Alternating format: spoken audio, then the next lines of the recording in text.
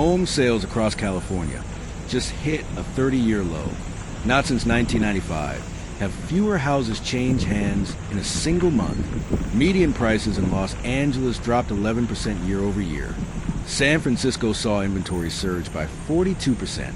And across the Central Valley, newly built subdivisions sit half empty, their model homes gathering dust. This isn't a correction. It's a structural shift. So what's really happening behind the curtain of California's housing dream?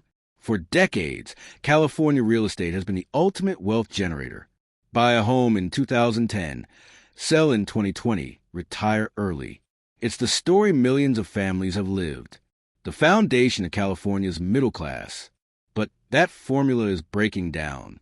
For homeowners sitting on seven-figure properties, equity is evaporating faster than they can track. For first-time buyers who've been waiting for affordability, the drop in prices isn't helping because mortgage rates have tripled. And for the tens of thousands who moved to California chasing tech jobs and sunshine, the calculation no longer adds up. When you're paying $8,000 a month for a three-bedroom in the Bay Area and remote work just opened up Nashville and Austin at half the cost, the equation changes. So here's the deal. California's housing market isn't just cooling. It's entering a phase that could redefine the state's economic future for the next decade. Let's break down what's really going on. Start with the numbers that matter. In September 2024, California home sales dropped to 239,000 units annualized. That's the lowest figure since the early 90s. Compare that to the 2020 peak of 485,000 units. We're talking about half the transaction volume in just 4 years.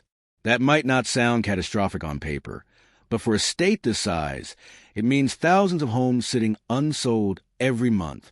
Listings pile up, days on market stretch from 30 to 90.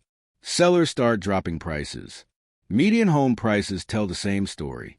Los Angeles fell from $915,000 to $810,000 in 12 months. Orange County saw similar declines. Even historically resilient markets like San Diego are showing cracks, with inventory up 38% year over year. And then there's migration. Over 340,000 people left California in 2023 alone. Net outflow. Texas gained 110,000 of them. Florida took another 90,000. Arizona, Nevada, Idaho, they're all absorbing former Californians. When people leave, they sell. When they sell into a fallen market, prices drop further. It's a cycle that feeds itself. Construction permits are down 40% statewide. Builders are walking away from projects mid-phase. In Sacramento, 3 major residential developments were paused indefinitely. The cranes stopped moving. This is what the beginning of a housing collapse looks like. So why is this happening now? 3 major forces are converging.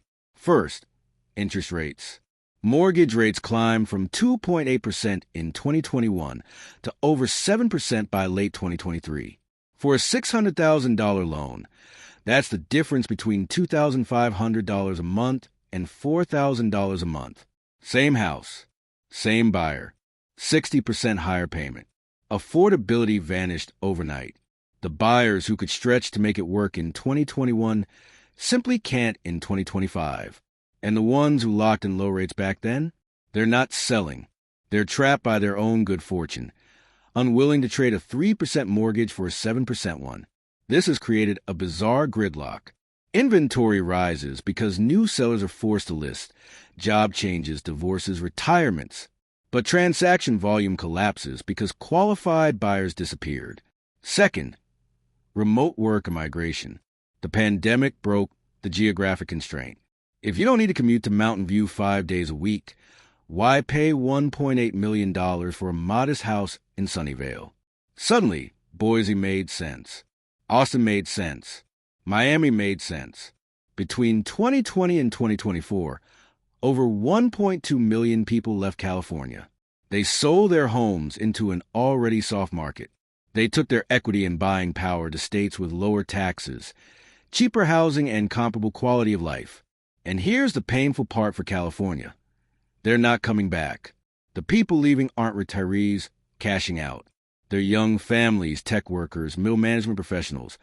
the exact demographic that used to anchor demand. Third, cost of living fatigue. It's not just housing. It's everything. Gas is $1 more expensive than the national average.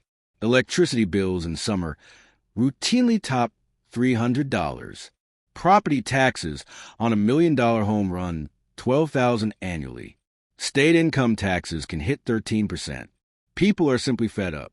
Rising costs, hidden fees, and endless regulations have pushed buyers toward breaking points. When you're spending 70% of your income on housing and taxes, there's no room left for life. And so they leave, or they stop buying, or they wait, hoping for a crash that might never fully arrive.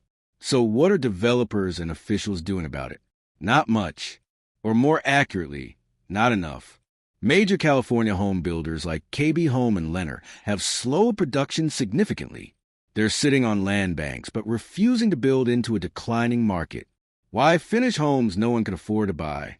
In the Bay Area, some developers are offering incentives, rate buydowns, free upgrades, closing cost assistance. But these are Band-Aids. A 2% rate buydown doesn't solve a 40% affordability gap. Local governments are stuck in their own gridlock. Zoning reform has been discussed for years, but NIMBYism remains powerful. Neighborhoods resist density. Environmental reviews delay projects by years. The very policies meant to protect Californians have made housing nearly impossible to build. There have been efforts.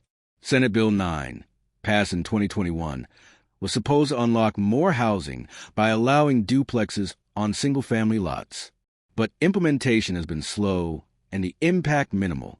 As of mid-2024, fewer than 5,000 units have been approved statewide under SB 9. Compare that to the 180,000 units California needs annually just to keep pace with population and household formation. It's not even close. Some cities are trying creative solutions. Sacramento launched a first-time buyer assistance program. San Diego fast-tracked affordable housing permits. Los Angeles rezoned transit corridors for higher density. But these are incremental fixes to a structural crisis. The scale of the problem vastly exceeds the scale of the response. And while officials debate, the market is making its own decisions. Prices fall, buyers leave, inventory grows. From my point of view, what's happening in California feels less like a collapse and more like a reckoning. I've walked through neighborhoods in the East Bay where for sale signs outnumber cars on the street. Subdivisions in Riverside County where every third house sits empty, driveways stained for months without use. These aren't ghost towns.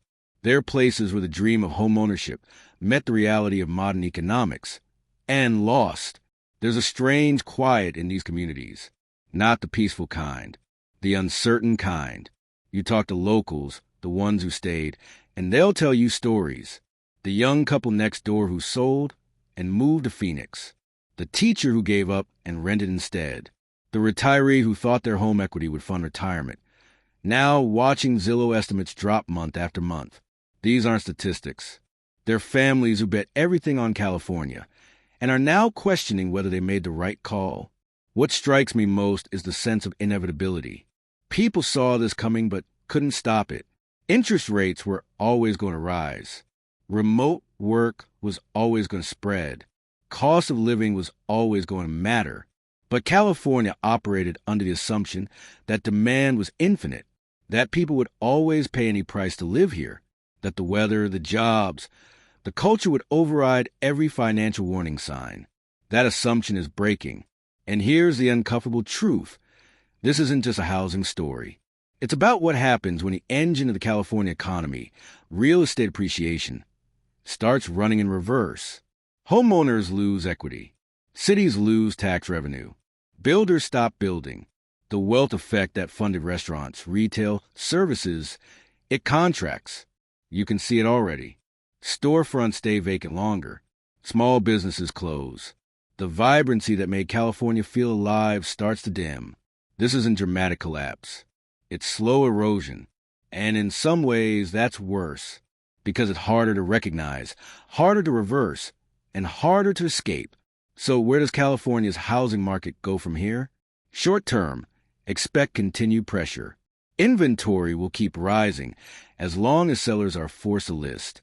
prices will drift lower, especially in the most overheated markets. Transaction volume will stay suppressed until either rates drop significantly or prices fall far enough to restore affordability. Neither seems likely soon. Long term, California faces a fundamental question. Can it remain the aspirational destination it's been for a century, or does it become a place only the wealthy can afford? Right now, the market is answering that question, and the answer is encouraging. If migration trends continue, California could lose another 1 million residents by 2030. That's 1 million fewer buyers. 1 million more homes on the market. A downward spiral that becomes very difficult to stop. There are scenarios where this stabilizes. Interest rates could fall back to 4%.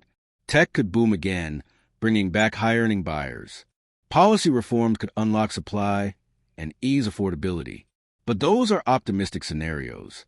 And optimism, when it comes to California housing, has been in short supply lately.